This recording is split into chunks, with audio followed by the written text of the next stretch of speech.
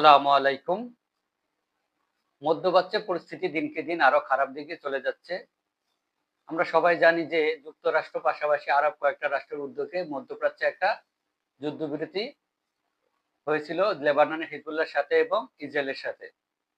কিন্তু সেই যুদ্ধবিরতি কোন রকমে ইসরায়েল তোয়াক্কা করতেছে না। তারা আসলে এই ৪ দিনে যুদ্ধবিরতির পর থেকেই ৪ দিনে প্রায় ৬২ বার লেবাননে হামলা করেছে এবং তারা প্রায় সময়ই লেবাননের বৈরুত এবং দক্ষিণাঞ্চলের উপর দিয়ে তাদের ড্রোন আসা যাওয়া করে এবং তারা বিভিন্ন নজরদারি অব্যাহত রেখেছে।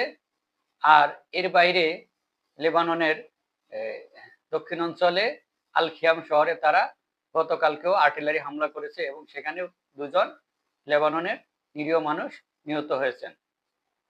তো আসলে যুক্তরাষ্ট্র বা পাশাপাশি যে আরব রাষ্ট্রগুলো যে প্রচেষ্টা চালিয়ে অনেক চেষ্টা করে তারা একটা যুদ্ধবিরতির প্রস্তাব বা একটা চুক্তি করেছে।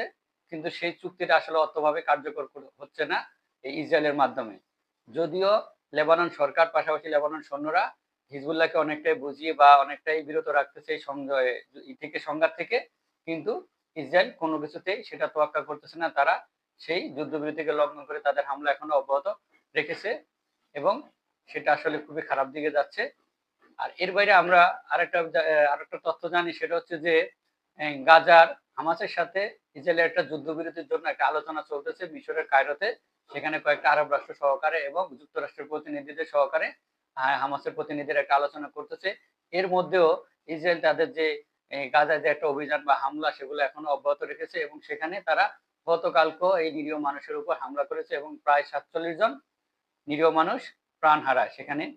এবং তারা মাঝে, মাঝে হঠাৎ করে সেখানে যে ত্রাণবাহী যে ট্রাক বা বিভিন্ন গাড়িগুলো থাকে সেগুলোর উপরে হঠাৎ করে হামলা করে।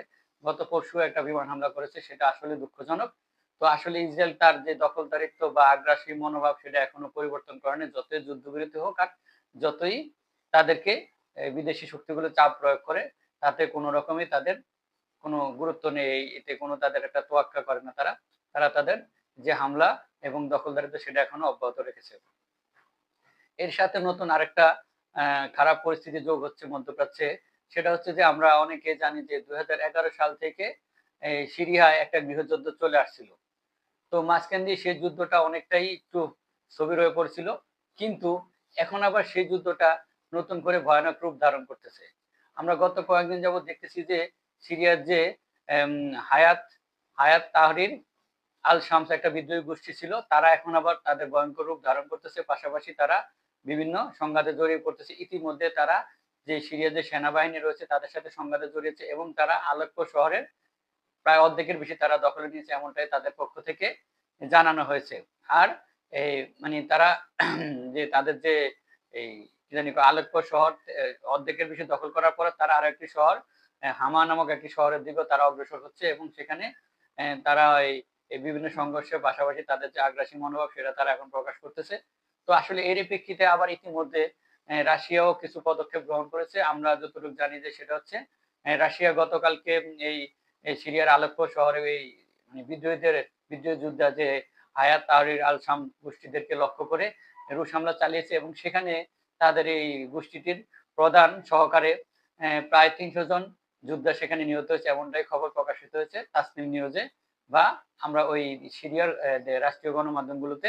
আর এর সাথে আরেকটা বিষয় যোগ হচ্ছে, সেটা হচ্ছে যে এই যে সিরিয়ার যে গৃহযুদ্ধটা মানে নতুন করে ভয়ানক রূপ ধারণ করছে বা পুনর্জীবিত হচ্ছে, এর জন্য যুক্তরাষ্ট্র দায়ী করতেছে বাশার আল আসাদকে। সিরিয়ার প্রেসিডেন্ট বাশার আল আসাদকে দায়ী করতেছে।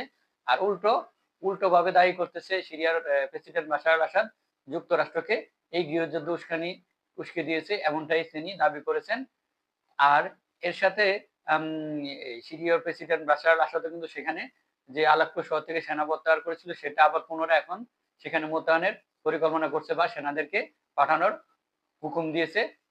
আর ইতিমধ্যে আমরা জানি যে সেনারা সেখানে যাওয়ার সময় যে আলেপ্পো শহরে পুনরায় অবস্থান নেওয়ার জন্য গিয়েছিল তারা, তখন এই বিদ্রোহী গোষ্ঠী হায়াত তাহরির আল শামের বিদ্রোহী গোষ্ঠীর তোপের মুখে পড়ে, তারা কিছুটা পিছু হটে।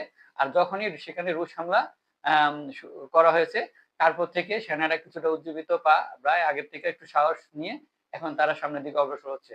তো বোঝাই যাচ্ছে যে বিদ্রোহীদের সাথে সেনাদের সাথে একটা সংঘর্ষ আরো বড় রূপ ধারণ করবে এবং সিরিয়া দেখা গেছে গৃহযুদ্ধটা হয়তোবা আরো ভয়ঙ্কর রূপ ধারণ করতেছে। সেখানে অনেক মানুষের প্রাণ হতাহত হওয়ার সম্ভাবনা উকি দিচ্ছে বা এখন আমরা সেরকম পরিস্থিতির দিকে যাচ্ছি। আর এই গৃহযুদ্ধ যদি চলমান থাকে তাহলে বুঝতেছি তো সিরিয়ায় ২০১১ সাল থেকে অনেক মানুষ প্রাণ হারিয়েছে।